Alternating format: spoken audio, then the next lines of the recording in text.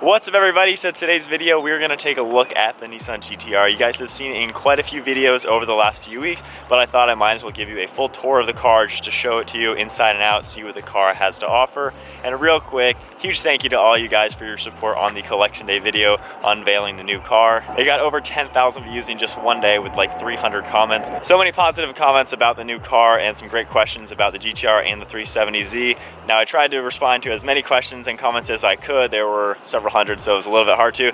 So with that said, I will be doing a Q&A video based on the GT-R and the 370Z. So if you have any questions about this car, the other car, the whole situation, put them in the comments below. Let me know what your question is, and I will then in a few weeks film a Q&A video. So anyways, let's take a look at the new daily driver. So to answer that question, yes, this is my daily driver. This is my only car. I have the Yamaha R6 as my street bike, but this is my car. It is a 2014 model year. I bought it with just over 24,000 miles on the clock, and I've already driven about 700 now in just 3 or 4 weeks. It's finished in a gun metallic gray color. It is filthy dirty because literally it has been 3 or 4 weeks nonstop of rain every single day. So I have not actually washed the car. This is a premium trim level, which is really just the standard trim level. And the only option really available is the interior, which I will show you in just a second. But just a good look at the car, we all know what the GT-R looks like. And for tires, this has a set of the Michelin Pilot Super Sports. Really good tread depth and brake pad and rotor life, so really don't have to worry about brakes and tires for like 20 or 30,000 miles. We have the semi-awkward door handles. Sometimes they can be a little weird to open, but they look super cool.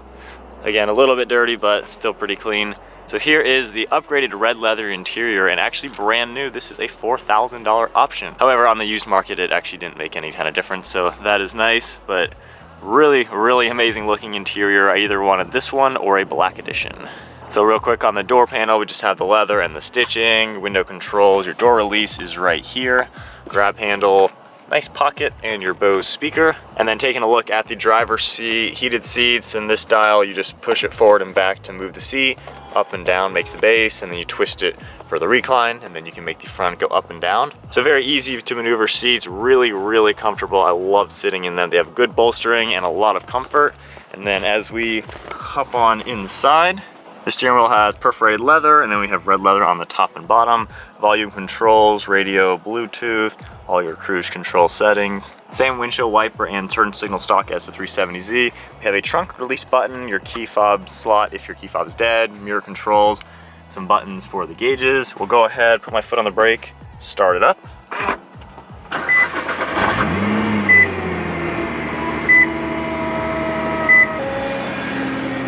So the gauge is all lit up. Just using this button over here, you can cycle through the center screen. I really like having it on the digital speedometer just because it is a little weird getting used to the speedometer over there just because you're really only playing with like an inch right here. Crazy to see it go all the way up to 220. But then your gear selectors in the top, fuel, energy and temperature. And then on the nav screen, you can play with a lot of different screens. You can set different customized gauges and everything. Many things that I haven't even messed with yet, but this is the one I have it set on for the most part. Coolant temperature, engine temperature, and trans temperature, just so I can keep an eye on those, and then some pressures over there. Of course, it's all customizable. And the navigation and radio works pretty much exactly like in the 370Z. We have all your controls, which are really, really similar to the Z. And then down below that, we have your different driving modes. And one thing really cool, in comfort mode, this car is really, really comfortable. A lot of people did ask the question, am I really gonna daily drive a GT-R because it's an uncomfortable car to drive? Apparently 2014, they changed a lot in suspension, and in comfort mode, I have absolutely no issue as far as comfort. It's as comfortable as I would want it to be, no complaints there. And then up into race mode, it is very abrupt feeling, so I don't really use that mode that much on the street. I'm gonna save that more for the nicer roads. And then we have your transmission selection up into the R mode. It's really, really responsive. The normal mode is normal as you would expect, and then save mode honestly is a waste. It's just so boggy to drive. It really does whatever it wants to do to stay into 6th gear, and it's just really slow feeling. There's like no throttle response. So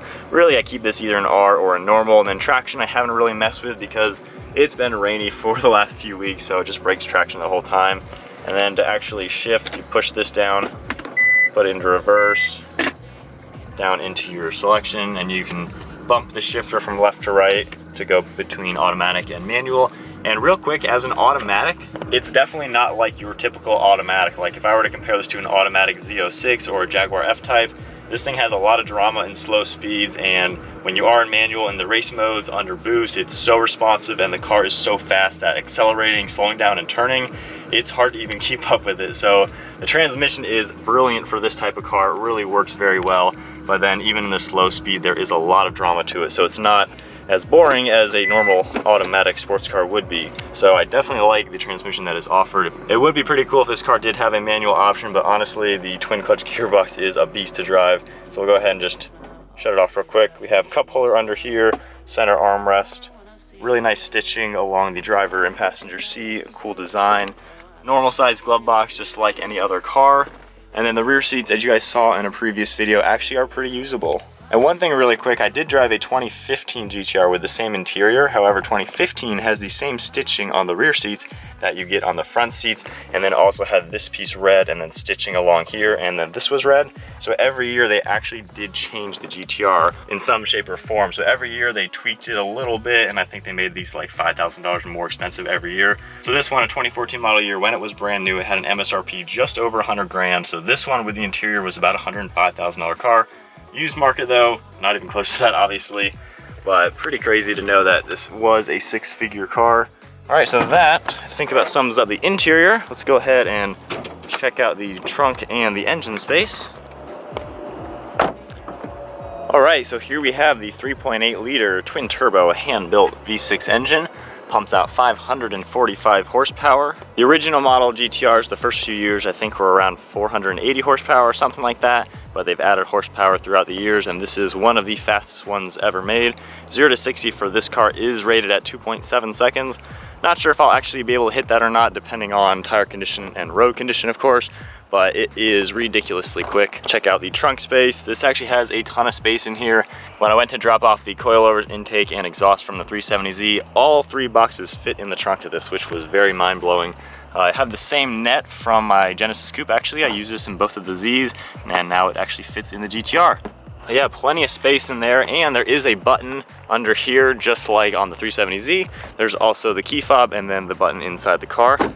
So I like how it's really easy to open the trunk. You can get in and out of it really at your own leisure. All right, so as we finish up taking a look, we'll take a quick peek at the passenger side. So the passenger seat doesn't actually go up or down. It just moves forward, back, recline, and then of course heated seat. But you can take another quick look at the actual leather. We have perforated leather on the edges, smooth leather with the stitching.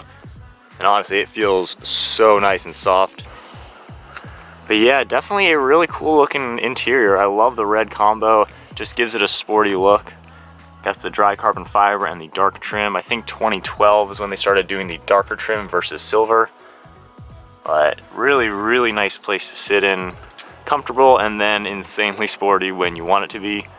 So I definitely like how well rounded the car is. From the flip of a few switches, it can go from being almost like a luxury car to then a full-on supercar, and yet it's really practical. So I just like the well-roundedness of the vehicle. Obviously one of the biggest reasons why I picked out the GT-R amongst the other cars.